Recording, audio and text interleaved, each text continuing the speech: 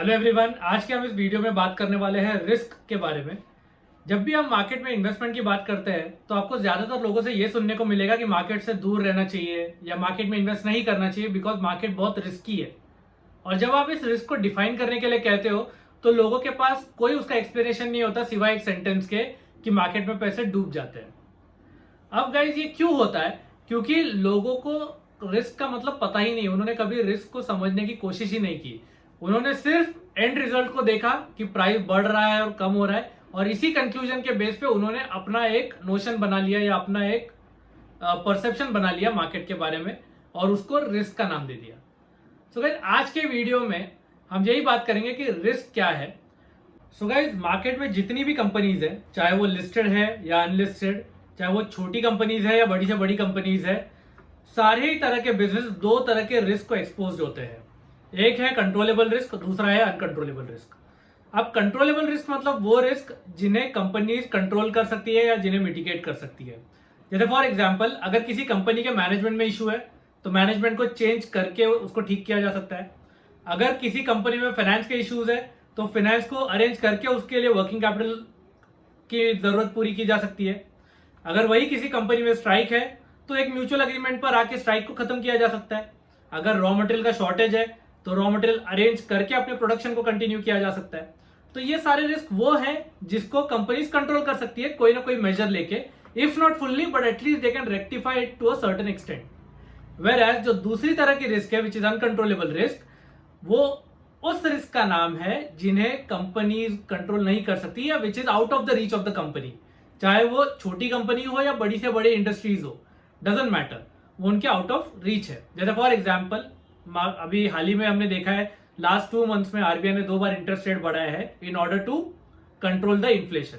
अब ये जो इंटरेस्ट बढ़ा है ये सबके लिए बढ़ा है, चाहे आप छोटे बिजनेस वाले हो या बड़े से बड़े इंडस्ट्रियलिस्ट हो, डजेंट मैटर, सबके लिए बढ़ा है। इन्फ्लेशन जो बढ़ा है ये भी सबके लिए बढ़ा है, छोटे बिजनेसेस वालों के लिए भी और बड़ी से बड़ी कंपनीज के लिए भी बढ़ा है। एट द सेम टाइम अगर पॉलिटिकल इश्यूज कुछ आते हैं कंट्री में तो गवर्नमेंट की इंस्टेबिलिटी की वजह से भी सारे तरह के बिजनेसेस को इंपैक्ट होगा। करेंसी फ्लक्चुएशन रिस्क, अभी आपने देखा होगा कि डॉलर महंगा हुआ है या महंगा हो रहा है, तो ये जो डॉलर महंगा हो रहा है ये सबके लिए हो रहा है, चाहे आप एक टूरिस्ट हो जो फॉरेन घूमने के लिए जा रहा हो या फिर कोई इंपोर्ट एक्सपोर्ट में एंगेज हुई बड़ी कंपनी हो, उन सब के लिए ये डॉलर का रेट जो है वो बढ़ते ही जा रहा है।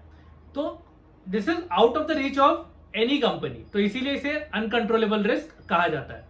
और जब भी इस कंट्रोलेबल रिस्क या अनकंट्रोलेबल रिस्क में किसी भी तरह के चेंज आते हैं, चाहे वो फेवरेबल हो या अनफेवरेबल हो, उसका इंपैक्ट आपको स्टॉक के प्राइसेस पर दिखने लगता है। जैसे if there is any positive change which comes in controllable और अनकंट्रोलेबल रिस्क फैक्टर्स, तो स्टॉक के प्राइसेस बढ़ते जाते हैं।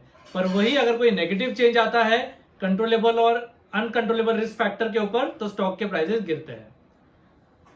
सो गाइज आई होप कि इस वीडियो के बाद आपको समझ में आया हो कि रिस्क एग्जैक्टली है क्या मार्केट में इन्वेस्टमेंट करने का, और आपका जो परसेप्शन है या जो आपका डाउट है रिस्क को लेकर वो क्लियर हो गया हो। मैं इसको और एक स्टेप फर्दर लेकर जाता हूँ स्टूडेंट्स के लिए, स्पेशली वो स्टूडेंट जो फाइनेंस कोर्सेज कर रहे हैं किसी भी तरह का। ये जो रिस्क है इनके लिए एक टेक्निकल टर्म्स है, हर एक के लिए एक टेक्निकल टर्म है, सिवाय कंट्रोलेबल रिस्क है, बिकॉज कंट्रोलेबल रिस्क कंट्रोल की जा सकती है, उसके लिए कोई टर्म नहीं है। बट अनकंट्रोलेबल रिस्क है, उसके लिए टेक्निकल टर्म है बीटा। एंड जब आप कंट्रोलेबल रिस्क और अनकंट्रोलेबल रिस्क को मिला देते हो तो उसे टोटल रिस्क कहा जाता है, और टोटल रिस्क को टेक्निकल लैंग्वेज में कहा जाता है स्टैंडर्ड डिविएशन। सो जितने भी आप लोग हैं जो म्यूचुअल फंड स्टडी करते हैं या स्टॉक स्टडी करते हो, आपने अक्सर स्टैंडर्ड डिविएशन और बीटा को कॉमनली पाया होगा। अब कुछ लोगों को समझा होगा या नहीं समझा होगा, बट इस वीडियो के बाद आई होप आपको समझ में आया होगा कि स्टैंडर्ड डिविएशन एग्जैक्टली क्या है और बीटा एग्जैक्टली क्या है।